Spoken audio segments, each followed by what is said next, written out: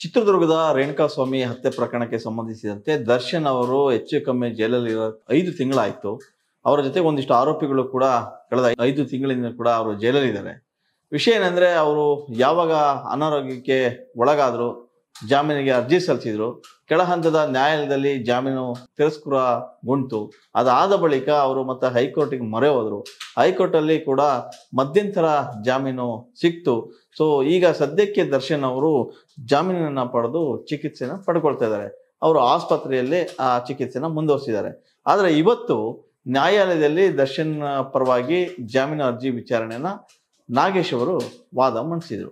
So ವಾದ ವಿವಾದಗಳನ್ನ ಕೇಳ್ತಾ ಇರ್ತಕ್ಕಂಥ ಜಡ್ಜ್ ಸದ್ಯಕ್ಕೆ ಏನು ವಿಚಾರಣೆಯನ್ನ ಮುಂದೂಡಿಕೆ ಮಾಡಿದ್ದಾರೆ. ಆದ್ರೆ ಈ ಸಂದರ್ಭದಲ್ಲಿ ನಾಗೇಶ್ ಅವರು ಬಲವಾದಂತ ವಾದವನ್ನ ಮಂಡಿಸಿದ್ರು. ಅಂದ್ರೆ ದರ್ಶನ್ ಅವರು ಏನು ಈ ಕೊಲೆ ಪ್ರಕರಣದಲ್ಲಿ ಭಾಗಿಯಾಗಿದ್ದಾರೆ, ಸಂಪೂರ್ಣ ಅವರ ಮೇಲೇನೆ ಆರೋಪ ಮಾಡಲಾಗಿದೆ. ಆದ್ರೆ ಅವರನ್ನ ಕಿಡ್ನಾಪ್ ಮಾಡಿ ಉದ್ದೇಶ ಪೂರ್ವಕವಾಗಿ ಕೊಲೆ ಮಾಡಿದ್ದು ಅಲ್ಲ ಅನ್ನೋ ರೀತಿಯಾಗಿ ಬಲವಾಗಿ ವಾದವನ್ನು ಮಂಡಿಸಿದ್ದಾರೆ.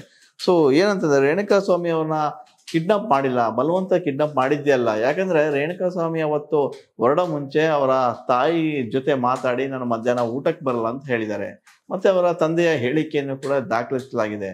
ಅವತ್ತು ಅವರು ಏನು ಅಪೋಲೋ ಮೆಡಿಕಲ್ ಸ್ಟೋರ್ ನಲ್ಲಿ ಏನ್ ಕೆಲಸ ಮಾಡ್ತಾರೆ, ಅವತ್ತು ಅವರು ಡ್ರೆಸ್ ಕೋಡ್ ಇರ್ತಾರೆ, ಡ್ರೆಸ್ ಕೋಡ್ ಕೂಡ ಅವರು ಹಾಕೊಂಡಿಲ್ಲ.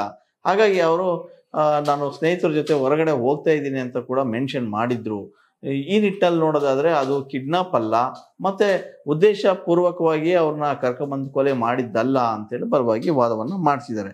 ಆಮೇಲೆ ಶವಾಗಾರದಲ್ಲಿ ಶವ ಇಟ್ಟಿದ್ರಿಂದ ಸಾವಿನ ಏನು ಟೈಮ್ ಇತ್ತಲ್ಲ ಅದು ನಿಖರವಾಗಿ ಅದು ತಿಳಿದಿಲ್ಲ.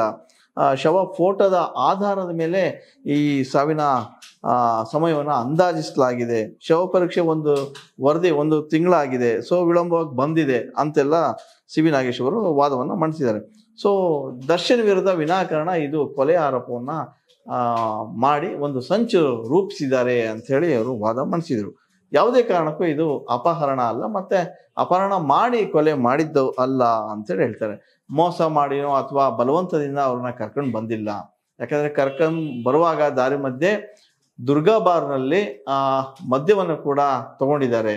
ಸೊ ಫೋನ್ ಪೇ ಮೂಲಕ, ಅಂದ್ರೆ ರೇಣುಕಾಸ್ವಾಮಿ ಅವರ ಫೋನ್ ಪೇ ಮೂಲಕನೇ ಮದ್ಯವನ್ನ ಖರೀದಿಸಿದ್ದಾರೆ ಅನ್ನೋ ಅಂಶವನ್ನು ಕೂಡ ನಾಗೇಶ್ ಅವರು ಜಡ್ಜ್ ಮುಂದೆ ಇಟ್ಟಿದ್ದಾರೆ. ಸೊ ಅಷ್ಟೇ ಅಲ್ಲ, ಏನು ಚಿತ್ರದುರ್ಗದಿಂದ ಬೆಂಗಳೂರು ಬರೋ ಮಧ್ಯೆ ಅವರು ಏನು ಫೋನ್ ಪೇ ಮಾಡಿದ್ರು, ಹೆಚ್ಚು ಕಮ್ಮಿ 640 ರೂಪಾಯಿಗಳನ್ನ ಕೊಟ್ಟು ಮದ್ಯವನ್ನ ಖರೀದಿಸಿದ್ದಾರೆ. ಹಾಗಾದ್ರೆ ರೇಣುಕಾಸ್ವಾಮಿ ಅವರ ಫೋನ್ ಪೇ ಮೂಲಕ ಆಗಿದೆ ಅಂತ ಅಂದ್ಮೇಲೆ ಅವ್ರನ್ನ ಕಿಡ್ನಾಪ್ ಮಾಡಿ ಕರೆ ತರಲಾಗಿತ್ತೆ, ಬಲವಂತವಾಗಿ ಮಾಡಿದ್ರಿಂದ ಅವ್ರು ಏನಾದ್ರು ಫೋನ್ ಪೇ ಮಾಡಿ ಮದ್ಯವನ್ನ ಖರೀದಿ ಮಾಡಲು ಆಗ್ತಾ ಇತ್ತಾ ಅನ್ನೋ ಪ್ರಶ್ನೆಯನ್ನು ಕೂಡ ಜಡ್ಜ್ ಮುಂದೆ ಇಟ್ಟಿದ್ದಾರೆ. ಸೊ ಹಾಗಾಗಿ ಇದು ಕಿಡ್ನಾಪ್ ಅಲ್ಲ, ಸ್ನೇಹಿತರ ಜೊತೆ ಬಂದಿದ್ದಾರೆ, ಇನ್ನು ಬುದ್ಧಿವಾದ ಹೇಳೋದಿಕ್ಕೆ ಬಂದು ಈ ರೀತಿ ಆಗಿದೆ ಅನ್ನೋದು ಕೂಡ ವಾದವನ್ನು ಮಂಡಿಸಿದ್ದಾರೆ. ಇನ್ನು ಸಾಕ್ಷಿ ನಾಶ ಆಗಿಲ್ಲ ಅಂತ ವಾದವನ್ನು ಮಂಡಿಸಿದ್ದಾರೆ.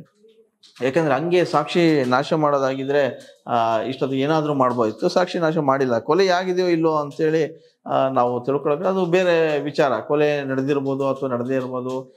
ಅವರು ಬಲವಾಗಿ ಅಲ್ಲಿರ್ತಕ್ಕಂಥವ್ರು ಹೊಡೆದಿದ್ದರಿಂದ ಅದು ಪೆಟ್ಟು ಬಿದ್ದು ಅವರಿಗೆ ಈ ಅನಾಹುತ ಅವಘಡ ಸಂಭವಿಸಿದೆ. ಆದರೆ ಉದ್ದೇಶಪೂರ್ವಕವಾಗಿ ಅಂತೂ ಇದಾಗಿಲ್ಲ. ಶವವನ್ನ ಒಂದೆಡೆಯಿಂದ ಇನ್ನೊಂದೆಡೆ ಸಾಗಿಸುವುದು ಅದು ಸಾಕ್ಷಿ ನಾಶ ಅಲ್ಲ ಅನ್ನೋ ಅಂಶವನ್ನು ಕೂಡ ಅವರು ಪ್ರತ್ಯೇಕವಾಗಿ ಮಾಡಿದ್ದಾರೆ. ಈ ಸಂದರ್ಭದಲ್ಲಿ ಅಲಹಾಬಾದ್ನ ಏನು ಹೈಕೋರ್ಟ್ ಇದೆ ಅಲ್ಲಿ ಇರ್ತಕ್ಕಂಥ ಒಂದು ತೀರ್ಪನ್ನು ಕೂಡ ಉಲ್ಲೇಖವನ್ನ ಮಾಡಿರುವಂಥದ್ದು. ರಕ್ತದ ಕಲೆ ಬಗ್ಗೆನೂ ಕೂಡ ಇಲ್ಲಿ ಅಂಶಿದ್ದಾರೆ. ಅಂದ್ರೆ ಆ ನೈಲನ್ ಹಗ್ಗದಿಂದ ಏನ್ ಬಿಗಿದ್ರು ಕೂಡ ಅದು ಬಾಸುಂಡೆ ಬರುತ್ತೆ, ಆಮೇಲೆ ಲಾಟಿಯಿಂದ ಹೊಡೆದ್ರು ಕೂಡ ಅಲ್ಲಿ ಬಾಸುಂಡೆ ಬೀಳುತ್ತೆ ವಿನಃ ರಕ್ತ ಆ ಕಲೆಗಳು ಆಗಿಲ್ಲ ವಾದವನ್ನ ಮಂಡಿಸಿದ್ರು. ಸೊ ಆ ವಾದದ ಮೂಲಕ ಎಲ್ಲವನ್ನು ಆಲಿಸಿದಂತ ಜಡ್ಜ್ ವಿಚಾರಣೆನ ಮುಂದಕ್ಕೆ ಹಾಕಿದ್ದಾರೆ. ಅದೇನೋ ಗೊತ್ತಿಲ್ಲ. ಈಗ ಸದ್ಯಕ್ಕೆ ದರ್ಶನ್ ಅವರು ಜಾಮೀನಿಗೆ ಅರ್ಜಿ ಸಲ್ಲಿಸಿದ್ರು. ಇವತ್ತು ಆ ಜಾಮೀನು ಅರ್ಜಿ ವಿಚಾರಣೆ ನಡೀತಾ ಇತ್ತು. ಸೊ ಕಿಡ್ನಾಪ್ ಅಲ್ಲ ಅನ್ನೋದನ್ನ ಬಲವಾಗಿ ಮಂಡಿಸಿದ್ರು. ಅಷ್ಟೇ ಅಲ್ಲ, ಕಿಡ್ನಾಪ್ ಮಾಡಿ ಉದ್ದೇಶಪೂರ್ವಕವಾಗಿ ಅವರು ಕೊಲೆ ಮಾಡಿಲ್ಲ. ಸೊ ಒಂದು ಅರ್ಥದಲ್ಲಿ ನೋಡಿದ್ರೆ ಇದು ಏನು ಸ್ನೇಹಿತರ ಜೊತೆಗೆ ರೇಣುಕಾಸ್ವಾಮಿ ಅವರೇ ಬಂದಿದ್ದಾರೆ. ಅಲ್ಲೆಲ್ಲ ಏನೋ ಊಟ ಬರ್ತೀನಿ ಅಂತ ಹೇಳಿದವರು ಮತ್ತೆ ಕಾಲ್ ಮಾಡಿ ಊಟಕ್ಕೆ ಬರಲ್ಲ ಅಂತ ಕೂಡ ಹೇಳಿದ್ದಾರೆ. ಅಲ್ಲಿಗೆ ಮುಂಚಿತವಾಗಿನೇ ಸ್ನೇಹಿತರ ಜೊತೆಗೆ ಹೋಗ್ತೀನಿ ಅನ್ನೋದು ಕೂಡ ಇಲ್ಲಿ ದೃಢ ಆಗಿದೆ. ದಾರಿ ಮಧ್ಯೆ ಒಂದು ಬಾರಲ್ಲೂ ಕೂಡ ಮಧ್ಯೆ ಖರೀದಿಸಿದ್ದಾರೆ, ಅದು ಅವರ ಫೋನ್ ಪೇ ಮೂಲಕ ಆಗಿದೆ ಅಂತ ಅಂದಮೇಲೆ ಇದು ಎಲ್ಲಿ ಕಿಡ್ನಾಪ್ ಆಗಿರುವಂಥದ್ದು, ಆಮೇಲೆ ಕೊಲೆ ಮಾಡುವ ಉದ್ದೇಶ ಇದು ಆಗಿರಲಿಲ್ಲ ಅನ್ನೋ ರೀತಿಯಾಗಿ ಅವರು ವಾದವನ್ನು ಮಂಡಿಸಿದ್ದಾರೆ. ಅದೇನೇ ಇದ್ರೂ ಕೂಡ ಇವತ್ತಿನ ವಿಚಾರಣೆಯಲ್ಲಿ ದರ್ಶನ್ ಅವ್ರಿಗೆ ಬೇಲ್ ಸಿಗುತ್ತೋ ಇಲ್ವೋ ಗೊತ್ತಿಲ್ಲ. ಆದರೆ ದರ್ಶನ್ ಅವರು ಈ ಪ್ರಕರಣದಲ್ಲಿ ಅವ್ರನ್ನ ವಿನಾಕಾರಣ ಸಿಲುಕಿಸಲಾಗಿದೆ, ಅವ್ರನ್ನ ಆರೋಪ ಮಾಡಿ ಸಂಚನ್ನು ರೂಪಿಸಿ ಅವ್ರನ್ನ ಆರೋಪಿಯನ್ನಾಗಿ ಮಾಡಲಾಗಿದೆ. ಯಾರೋ ಮಾಡಿದ್ದು ತಪ್ಪು ಅವರ ಮೇಲೆ ಹಾಕಲಾಗಿದೆ ಅನ್ನೋ ಅರ್ಥದಲ್ಲಿ ಅವರು ಇವತ್ತು ವಾದವನ್ನು ಮಂಡಿಸಿದ್ದಾರೆ. ಅದೇನೇ ಇದ್ರೂ ಎಲ್ಲ ವಾದವನ್ನು ಮತ್ತೆ ಈಗ ಪ್ರತಿ ಲಾಯರ್ ಏನಿದ್ದಾರೆ ಅವರು ವಾದವನ್ನು ಕೂಡ ಈಗ ಆಲಿಸ್ತಾರೆ. ಅವರ ವಾದವನ್ನು ಆಲಿಸಿದ ಬಳಿಕ ಜಡ್ಜು ಮುಂದಿನ ತೀರ್ಪನ್ನು ಕೈಗೊಳ್ತಾರೆ. ಅಲ್ಲಿವರೆಗೆ ಈ ಪ್ರಕರಣಕ್ಕೆ ಸಂಬಂಧಪಟ್ಟಂಗೆ ಸಾಕಷ್ಟು ಕುತೂಹಲ ಅಂತೂ ಇದ್ದೇ ಇರುತ್ತೆ. ಯಾಕಂದರೆ ನಾಗೇಶ್ ಅವರು ಆರಂಭದಿಂದನೂ ಕೂಡ ಈ ಪ್ರಕರಣವನ್ನು ಕೈಗೆತ್ಕೊಂಡಾಗ ಸಾಕಷ್ಟು ಅದನ್ನು ತಿಳ್ಕೊಂಡು ಎಲ್ಲ ವಿಚಾರಣೆಯನ್ನು ನೋಡಿಕೊಂಡು ಇಲ್ಲಿ ವಾದವನ್ನು ಮಂಡಿಸಿದರು.